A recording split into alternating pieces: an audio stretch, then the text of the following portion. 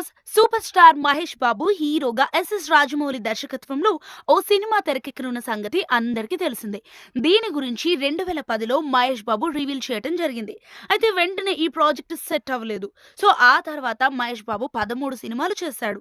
రాజమౌళి 4 సినిమాలు చేశాడు.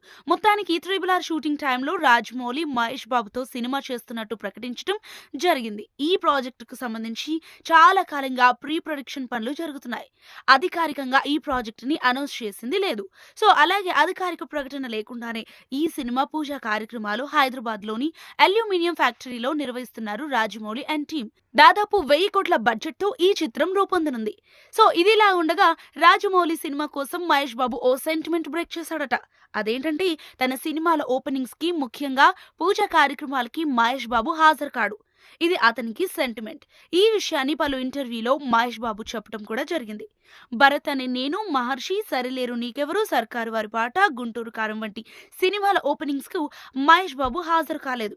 కానీ రాజమౌళి సినిమా ఓపెనింగ్ కి, అది పూజా కార్యక్రమాలకి మహేష్ బాబు హాజరయ్యాడు.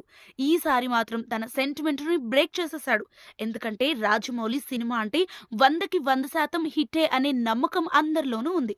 సో ఎంత పెద్ద హిట్ అవుతుంది అనేది మాత్రం మ్యాటర్ కాదు, కానీ అందుకే రాజమౌళిపై ఉన్న నమ్మకంతో తన సెంటిమెంట్ ను పక్కన పెట్టినట్లు స్పష్టమవుతుంది. ఇక వీరిద్దరి కాంబినేషన్ లో రాబోతున్న సినిమా ఆఫ్రికన్ అడవుల నేపథ్యంలో సాగే కథతో రూపొందనున్నట్లు తెలుస్తోంది. ఫైనల్ గా మిగిలిన కాస్ట్ అండ్ క్యూ మెంబర్స్ ను రాజమౌళి ఓ ప్రెస్ మీట్ పెట్టి వెల్లడిస్తారని సమాచారం.